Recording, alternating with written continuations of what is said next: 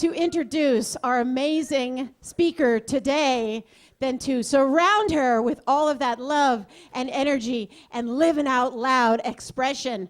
I want you to put your hands together, cry out in joy for our lovely speaker, Reverend Nancy B. Berggren. I'm living out loud. Woo! Woo! Karen Mitchell! Woo! Woo! Karen Mitchell. Robbie and the band. Wow. Oh my goodness. Oh my goodness, I'm so excited. Oh my goodness, I'm so filled with life and joy and Carissa's wonderful treatment that the mouth isn't working yet. But it's okay, it's all in here and it's bound to come out one way or the other. So, just talk among yourselves. No, she said, life is great. Life is great. And it's just getting better all the time, isn't it? I mean, I keep coming, and it just keeps getting better and better and better and better and better. And so I'm grateful for Reverend James being in Canada because I get to speak. Hi, Reverend James. Hi, everybody in Canada. So I do actually have something to say. And I'm going to figure it out at any moment. I really will. Hi, everybody online. A couple weeks ago, somebody said that they were told to read Wallace Wattles' book, How to Get What You Want, every day for 30 days, and it would change their life. And Dr. Christian Sorensen used to say, catch this, because the Spirit kind of floats through, and sometimes if I don't grab it quickly enough, it's like gone, and I went, wait a minute, what was that? So I caught that one. And so I've been reading Wallace Wattles' book, little bitty book, every day. And it's changing, it has changed my life for the last 2 weeks. We'll see what comes the next time I speak. But for the last 2 weeks, it has really changed my life. And so that's what I wanted to share with you. And so the quote that I wanted to start with was, never settle for less than the best. But I read Wallace Wattles again this morning because it's my commitment to read it every day. And I don't get to have an excuse that, oh, well, I have that to do, so I don't have to do that now. I read it again. So guess what? I found the quote that wasn't highlighted. Every other sentence is highlighted, and this one wasn't highlighted, and it was the one that really set me off. So you get the other quote. This is the good one. Okay, good. Okay, here we go. You got to get this, guys. You got to get this. This is really big. You go forward by concentrating on today's work, by doing perfectly everything that you can do today. It's how you move forward. So I have been, yes! Oh my God, yes. Yes. So thank you, Wallace Wattles. So I have been, up until now, a master procrastinator. And that little piece of paper that needs to be filed somewhere in the business section, I don't really know that, banking, trust, I don't get that. So it'll just lay there for a while. And the book that, this was such a great class I took, I think it was 3 months ago. A really great book, and I'm going to put it somewhere. I just haven't figured out where yet. So my house has a lot of stuff in it that lays there. And lays there. And weeks, months can go by, and I go by and, oh yeah, that's, that one, yeah. Well, so what that does is, even though I don't think about it consciously each moment I step by, the truth is subconsciously it's going ka-ching, ka-ching, ka-ching, and it robs me of my energy, of the energy that I have to pour into today. So I took this quote, you go forward by concentrating on today's work, by doing everything perfectly that is in front of you today. And I started picking up those pieces of paper. And I found that book, and I put it someplace. I did. And and all day long now, I'm looking for something to do right now so that I can move forward into my next thing. So see, the truth is, no matter how great 2016 will be, June 7th, right, is today. So June 7th, 2016 may be beyond anything I can imagine right now, or you can imagine right now. But the truth is that I can't put my energy, my passion, into that thing that I dream about that I'm going to do in 2016 because it isn't here. The only place I can act is here, where I am. And so it's like so simple. It's so simple. And Jesus' teachings, the Master's teachings, were so simple that we sometimes don't get it. We just kind of gloss over it. We don't get it. It's so powerful. And so here's what happens. Every time I complete one of those silly little things, I get a little zap of energy, another little zap of energy, another little zap of energy. And here's a little extra byline I didn't know I was going to get.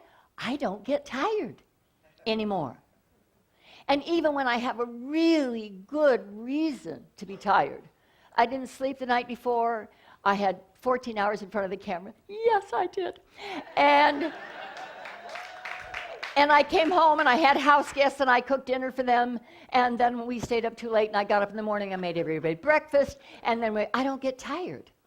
So it's like I do more and I have more. It's like tithing. It doesn't make any sense. The reasoning mind goes, no, if I give that $10, I will have $90, not $100. No, it doesn't work like that. When we give more, we get more, we have more. And it's so exciting. So how it works, this is what he wrote. You can get what you want in the future only by constant. I already said this, see?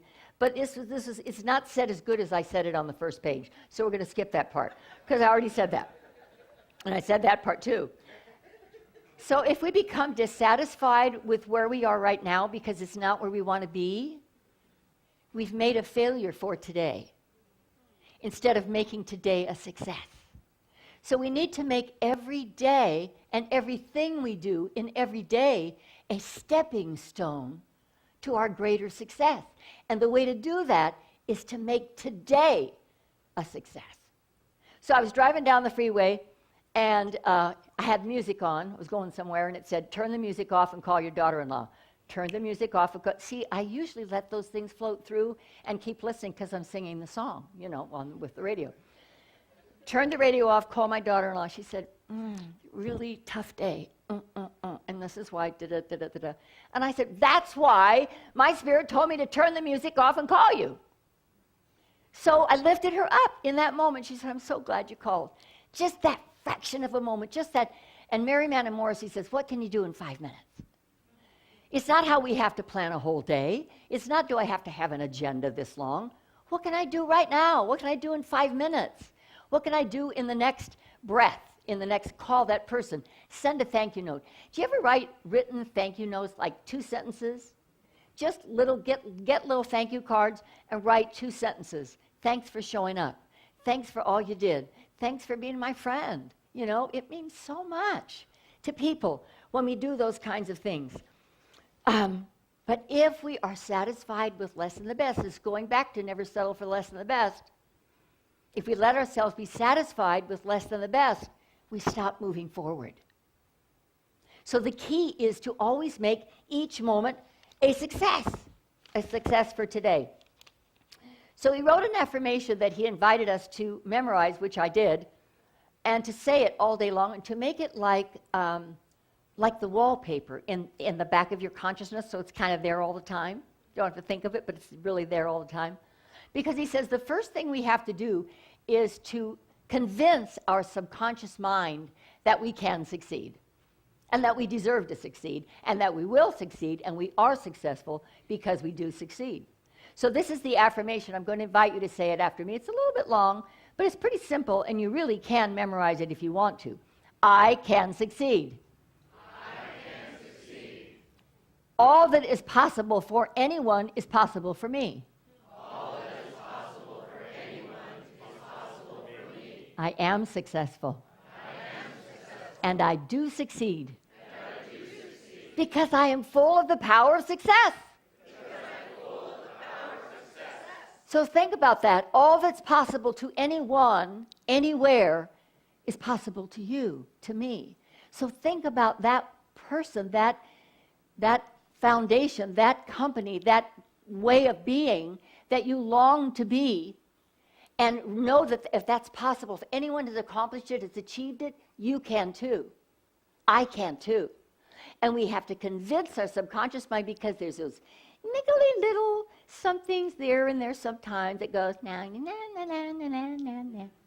Na na na na. I go, yes I can. It goes, na na na na na. Yes I can. Na na na na.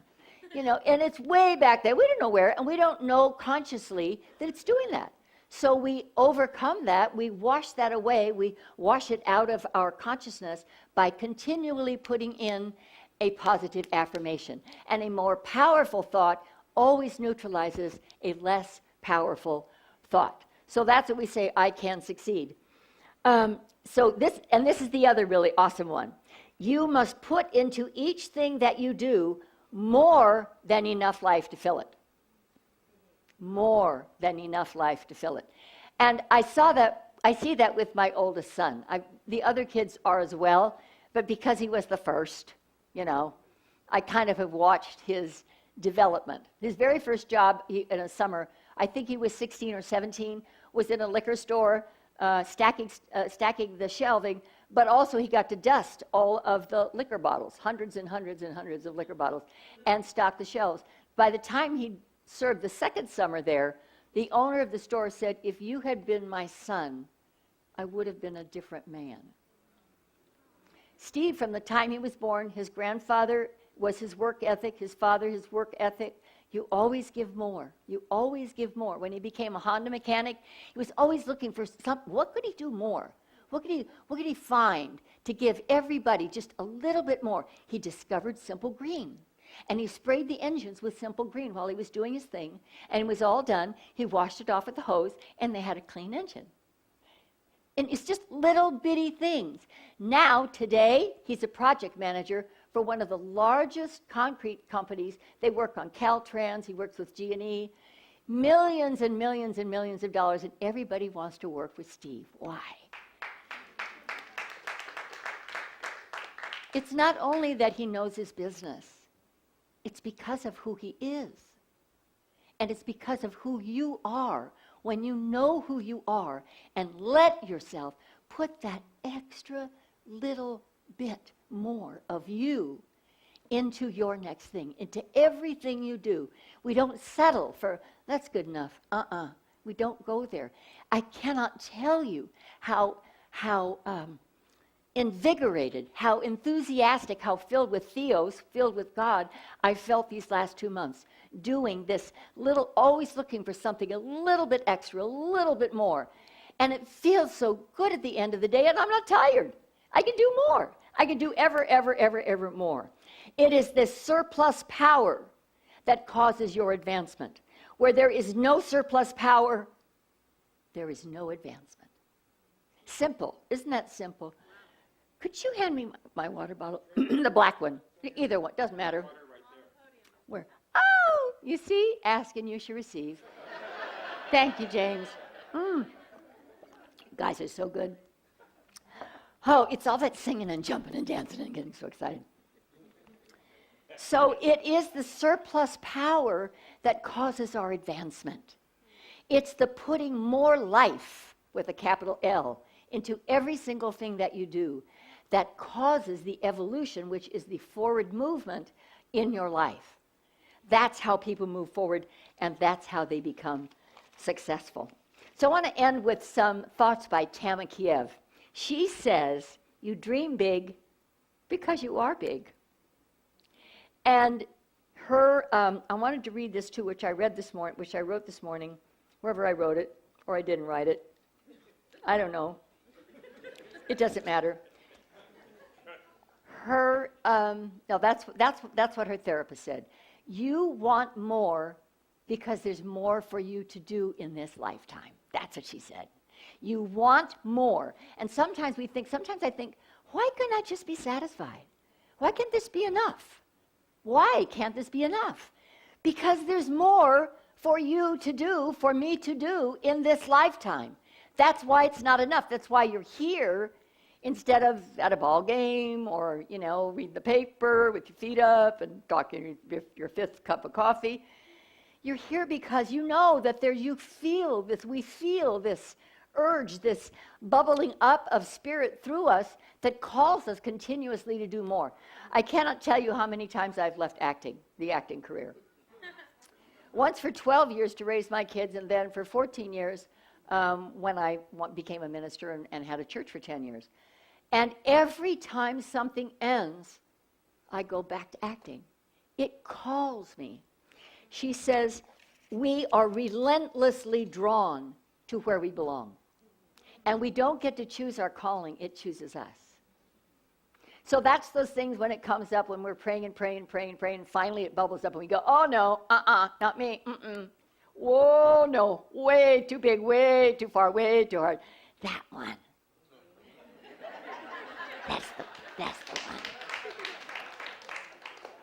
She says, we don't get to choose which doorway has our name on it, which one swings wide open to welcome us into the wide country of our heightened awareness, love, and awe. But when the door opens, what we do get to choose is whether or not we listen, whether or not we choose to believe it, and whether or not we choose to dedicate our lives to being that more, to letting that more pull us, call us into that next, which has no path, there is no way, and we still say yes. We still say yes, because it's our soul that's calling us forward. So say with me, I can succeed. All that is possible to anyone is possible to me. All that is possible to anyone is possible to me. I am successful. And I do succeed. Because I am full of the power of success. Yes, you are, and so am I. Namaste.